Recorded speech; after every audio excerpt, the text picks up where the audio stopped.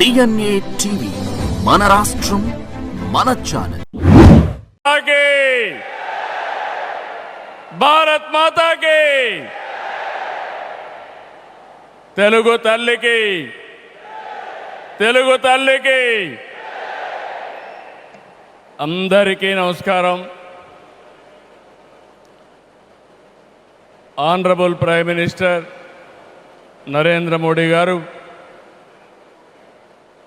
Honourable governor Abdul Nazir గారు, ఉప ముఖ్యమంత్రి మిత్రుడు పవన్ కళ్యాణ్ గారు, వేదికపై ఉన్న పెద్దలందరికీ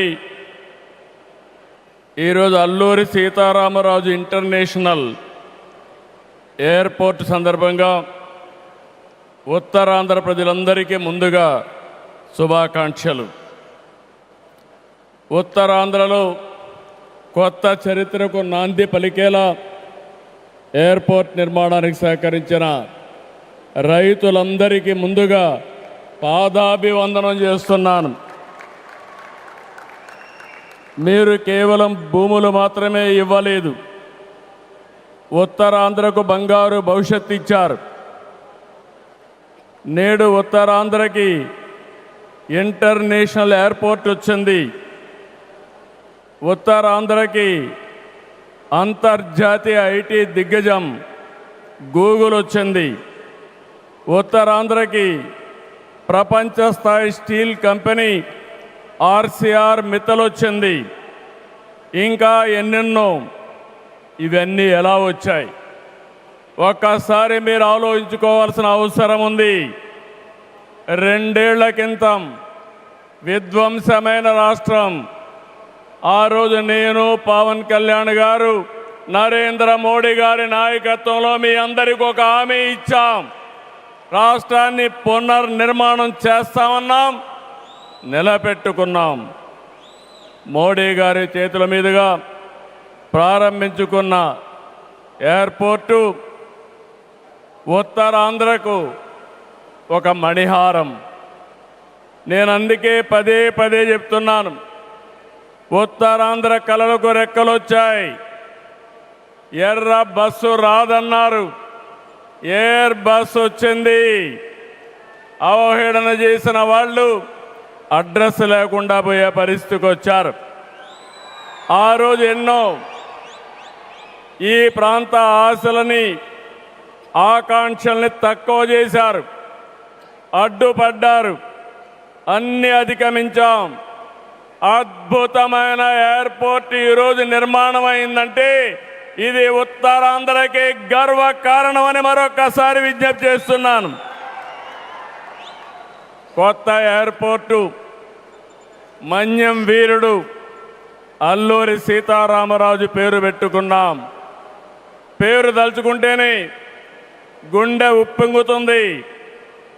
గిరిజనులతో కలిసి ఆయన చేసిన స్వాతంత్ర పోరాటం దేశం ఎప్పటికీ మరిచిపోదు. ఉత్తరాంధ్ర శక్తికి నిదర్శనం ఈ ఎయిర్పోర్టు. ఎందుకంటే ఈ ఎయిర్పోర్ట్ నిర్మించింది ఎవరో కాదు, ఉత్తరాంధ్ర వాసి జిఎంఆర్, ఈ ప్రాంత వాసి. ఇంకొక పక్క దీనికి తొలుగు అడుగు వేసిన అశోక్ గజపతి రాజు ఇక్కడి వారి ఏవియేషన్ మంత్రిగా నిర్మాణం పూర్తి చేసే బాధ్యత తీసుకున్న రామ్మోహన్ నాయుడుది కూడా ఉత్తరాంధ్రనే. ఇది ఉత్తరాంధ్ర సత్తా అని మరొక్కసారి మీ అందరికీ విజ్ఞప్తి చేస్తున్నాను. ఈరోజు ఉత్తరాంధ్ర దశ దిశ మార్చి కీలక ప్రాజెక్టు ప్రారంభానికి వచ్చిన మోడీ గారికి మనస్ఫూర్తిగా ధన్యవాదాలు. ఈరోజు మనందరం గుర్తుపెట్టుకోవాలి, వెంటిలేటర్ పైనున్న ఆంధ్రప్రదేశ్కి ఆక్సిజన్ ఇచ్చి ఈరోజు నిలబెట్టిన వ్యక్తి నరేంద్ర మోడీ గారు. నేను మిమ్మల్ని అడుగుతున్నా, ఆంధ్రుల సెంటిమెంట్ విశాఖ ఉక్కు నిలబెట్టింది ఎవరని గట్టిగా మీరు చెప్పాల్సిన బాధ్యత మీ పైన ఉంది. ఎవరు ఎవరు విశాఖ రైల్వే జోన్ మంజూరు చేసి విభజన హామీని నెరవేర్చింది ఎవరు? పోలవరానికి సాయం చేసి గాడిన పెట్టింది ఎవరు? రాజధానికి నిధులిచ్చి పనులు పునఃప్రారంభించిన వ్యక్తి ఎవరు? 2027 భోగాపురంలో చెప్తున్నాను, పోలవరాన్ని పూర్తి చేసి మన ప్రధాని చేతుల మీద జాతికి అంకితం చేస్తామని హామీ ఇస్తున్నాం. 2028 అమరావతి మొదటి దశ పనులన్నీ పూర్తి చేసి మన ప్రధానమంత్రి నరేంద్ర మోడీ గారి చేతుల మీదుగా ప్రారంభిస్తామని మీ అందరికీ హామీ ఇస్తున్నాను. దీనికి మనందరం థ్యాంక్స్ చెప్పాలనా లేదా అని అడుగుతున్నా. చెప్పాలనా లేదా అని అడుగుతున్నా. థ్యాంక్ యూ, థ్యాంక్ యూ, ధన్యవాదాలు, ధన్యవాదాలు. ఏఎస్ఆర్ ఎయిర్పోర్టు 2703 ఎకరాలు, 5641 కోట్ల రూపాయలు అద్భుతంగా వచ్చింది. ఎయిర్పోర్టుని ఫ్లయింగ్ ఫిష్ ఆకారం నిర్మించారు. మన తీర ప్రాంతాన్ని ఇది గుర్తు చేస్తుంది. అటు సముద్రం, ఇటు పచ్చని కొండల మధ్య విమాన ప్రయాణమే కొత్త అనుభూతిని తీసుకొస్తుంది. నేను చాలా విమానాశ్రయాలు చూశాను, కానీ భోగాపురం ఒక ప్రత్యేకమైన ఎయిర్పోర్ట్ అని మరొకసారి మీకు విజ్ఞప్తి చేస్తున్నా. ఎయిర్పోర్ట్లో అడుగడుగున తెలుగు కళలు, సంస్కృతి కనిపిస్తున్నాయి. తెలుగు ముగ్గులు, ఏటి కొప్పాక బొమ్మలు, కూచిపూడి నృత్యం, తోలు బొమ్మలాట, బొబ్బలి వీణ, నాదస్వరం, లేపాక్ష నంది వంటివి ప్రతిబింబించేలాగా తీర్చిదిద్దారు. విశాఖ నుంచి భోగాపురాన్ని నిర్మించే బీచ్ కారిడారు ప్రకృతి అందాలతో మరింత ఆకర్షణ తెస్తుంది. గ్లోబల్ ఏరోస్పేస్ ఏవియేషన్ హబ్కి GMR Manasa aviation university, ASIP semiconductor ప్రాజెక్టుకు శంకుస్థాపన చేసుకున్నాం. జిఎంఆర్ విఎఫ్ స్కిల్ డెవలప్మెంట్ సెంటర్కి ప్రారంభించుకున్నాం. శంషాబాద్ ఎయిర్పోర్టుతో తెలంగాణ దశ దిశ మారింది. భోగాపురం ఎయిర్పోర్టుతో ఉత్తరాంధ్ర దశ దిశ మారుతుంది. 2015లో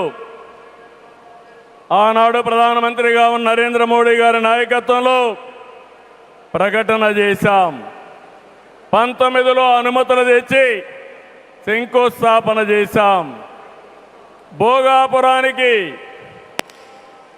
నాడు కొబ్బరికాయ కొట్టింది మనమే, నేడు గుమ్మడికాయ కట్టింది మనమే. గుర్తుపెట్టుకోమని కోరుతున్నాను. ఈ 2 ఏళ్లలో ప్రధానమంత్రి గారి సహకారంతో ఉత్తరాంధ్రలో 189 ప్రాజెక్టులకు సంబంధించి 6,13,00,000 పెట్టుబడులు. ఇవి పూర్తయితే 5,57,000 మందికి ఉద్యోగాలు వస్తాయని మీ అందరికీ విజ్ఞప్తి చేస్తున్నా. ఉత్తరాంధ్రలో వచ్చే 3 ఏళ్లలో 2,784 కోట్లతో 8 ప్రధాన సాగునీటి ప్రాజెక్టులు పూర్తి చేస్తాం. ఇది కాకుండా 65 సంవత్సరాలుగా పెండింగ్ ఉన్న నేరేడు బ్యారేజీని కేంద్రం క్లియర్ చేశాం. చేశారు. దశాబ్దాల కలని నిజం చేస్తాం. ఈ నెల 14వ తేదీన గోదావరి నీటిని ఉత్తరాంధ్రకి ముఖ్యంగా అనకాపల్లికి తీసుకొచ్చే బాధ్యత ఎన్డీఏ ప్రభుత్వం తీసుకుంటాం. గోదావరి పోల వంశధారిని అనుసంధానం చేసే బాధ్యత తీసుకుంటాం. ఉత్తరాంధ్రలో టూరిజం, ఫార్మా, నేషనల్ హైవేలు, పోర్ట్లు, ఎయిర్పోర్ట్లు, railway connectivity, rare earth minerals, ప్రసిద్ధ పుణ్యక్షేత్రాలు, అరకు, పాడేరు, సుందర ప్రాంతాలు లేనిదంటూ లేదు. వీటితో ఉత్తరాంధ్ర నుంచి వలసలు పోరు. వేరే ప్రాంతాల్లో శ్రీకాకుళం కాలనీలు ఉండవు. వేరే ప్రాంతం నుంచి ఉత్తరాంధ్రకు వలసలు వచ్చే రోజు తొందరలోనే ఉందని మరొకసారి విజ్ఞప్తి చేస్తున్నాను. మిమ్మల్ని కోరేది ఒకటి, ప్రతి వ్యక్తికి అవసరమైన అవకాశాలు కల్పిస్తున్నాం. వాటిని అందిపుచ్చుకోండి. మీ జీవితాలకి మార్చుకుంటూనే సమాజం కోసం, ఈ ప్రాంతం కోసం పనిచేయాల్సిందిగా మిమ్మల్ని అందరినీ కోరుతున్నా. ఈ సందర్భంలో నేను ఒక్క విషయం మీ అందరికి గుర్తు చేయాలి. ఇప్పుడే పవన్ కళ్యాణ్ గారు కూడా ఆవేదన గుర్తు చేశారు. We are in inspiring time. PM Saab, Modi Saab, I am telling you with my heart. We are in inspiring time. The world has moved from IT to AI. The right knowledge is available. The right technology is maturing. But we need leader to deliver. Democratic countries everywhere are facing crisis, searching for new leaders. We are fortunate, India is fortunate. There is a tested leadership. 25 years, Narendra Modi ji as Chief Minister and Prime Minister of India has done extraordinary work. నేను చెప్పింది వాస్తవం అయితే మోడీ గట్టిగా చెప్పాలి. Modi, Modiji.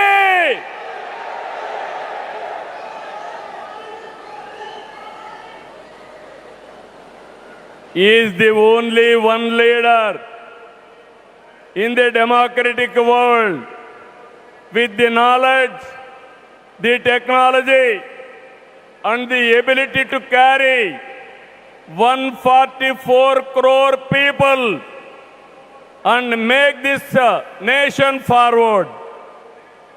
For the last 12 years, all of us have to compare. Tremendous track record, digital public infrastructure. Today I can say proudly, world largest transactions, digital transactions are happening not in America, not in China, but in India. That is the credit Narendra Modi ji has done. Financial inclusion, Jan Dhan.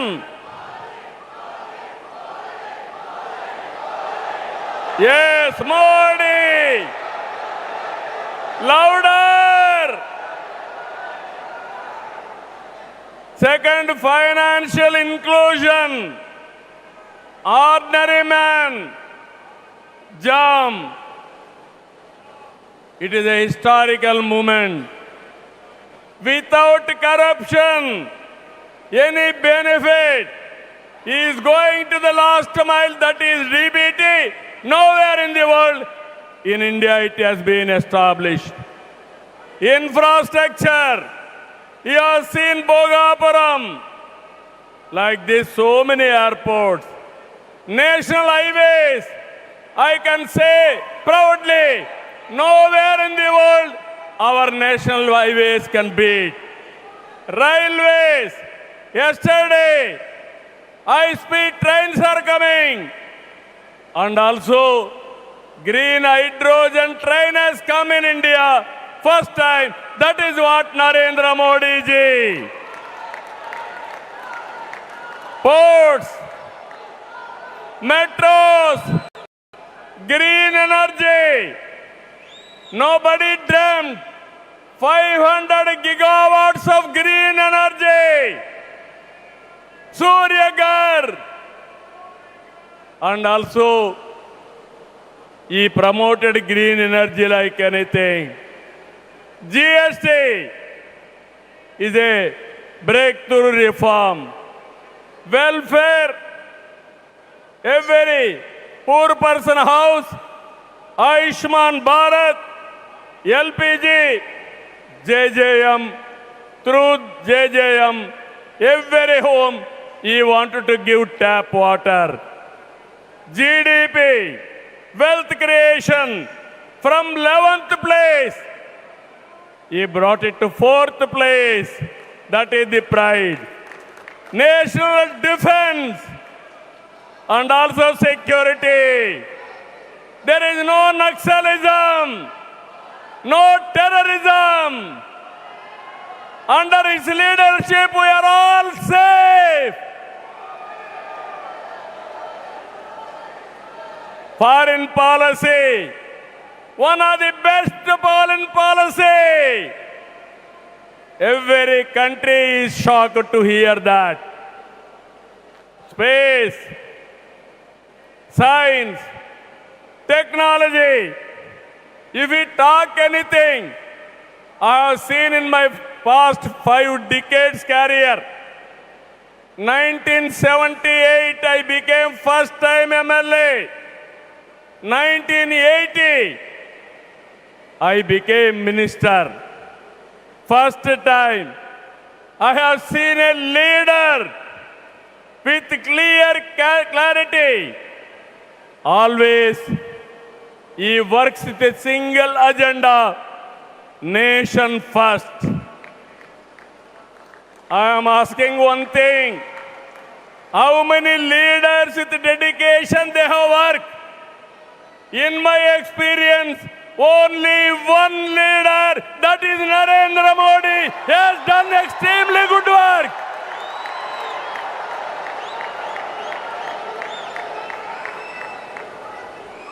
He is having a clarity. Vikasit Bharat 2047. There are external factors. Somewhere, in India, there is a problem of LPG. This year, environmental imbalance, rainfall deficiency. With all these things, he is able to manage very effectively with less suffering. He is the leader, I am telling you. India is going to become 2047 #1 country in the world. It is possible with Narendra Modi ji. Always I am saying one thing. Right man, right time, right place is the blessing. Nation is blessed with his leadership. I am appealing entire nation. You have to think only one thing. Without Narendra Modi ji, we cannot imagine 2047. He is the tallest leader in the world. If we go to any country, everybody is respecting. That is the pride he brought for the nation. Hands off to him. All of us has to stand with him. గట్టిగా లేచి నిలబడుకొని సంఘీభావాన్ని తెలియజేయండి.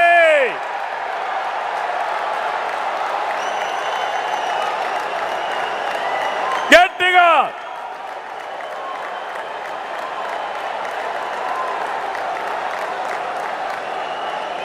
it is our responsibility, our commitment for the nation. Nation first, persons next. So I am very happy. Entire nation has to understand the amount of development, the amount of respect India is commanding globally. Only one man is leading, one leader is leading. That leader is Narendra Modi ji. We have to protect his leadership. All of us have to talk about it. Those who are criticizing him, they have to understand what they have contributed for this nation. He has done for the last 25 years extraordinary work. So with this, భారతదేశాన్ని number 1గా నిలబెట్టే శక్తి నరేంద్ర మోడీ గారికి ఉంది. తెలుగు జాతి చరిత్ర సృష్టించే శక్తి మనకుంది. అల్లూరి సీతారామరాజు స్ఫూర్తితో ఐక్యంగా అడుగేద్దాం. అటు కేంద్రం ఇటు రాష్ట్రం కలిసి ముందుకెళ్దాం. తెలుగు జాతిని నెంబర్ 1గా చేసుకోవాలని మరొక్కసారి మీ అందరికీ విజ్ఞప్తి చేస్తూ, ఉత్తరాంధ్ర మళ్ళీ చెప్తున్నా, ఇంక మీరు పేద అరుపులు అరవడానికి లేదు. ఉత్తరాంధ్ర ఉత్తమ ఆంధ్ర, నెంబర్ 1 ఆంధ్ర, నెంబర్ 1 ప్రపంచంలో దేశం రావాలి. విత్ దిస్ మరొకసారి మీ ఉత్సాహం చూశాను, మీ కమిట్మెంట్ చూశాను. ఇక్కడ ఎంతమంది ఉన్నారో ఎంతమంది బయటనున్నారు. ఈరోజే మన గిరిజన పిల్లలు దింసా డాన్స్ చేసి గిన్నీస్ రికార్డు తెప్పించారు, వరల్డ్ బుక్ ఆఫ్ రికార్డ్స్ తెప్పించారు. వాళ్ళందరినీ అభినందిస్తూ మనస్ఫూర్తిగా ఈ కార్యక్రమాన్ని జయప్రదం చేసిన మిమ్మల్ని అందరినీ అభినందిస్తూ ధన్యవాదాలు తెలియజేసుకుంటూ సెలవు తీసుకుంటున్నాను. జై భారత్, జై తెలుగు తల్లి, జై హింద్.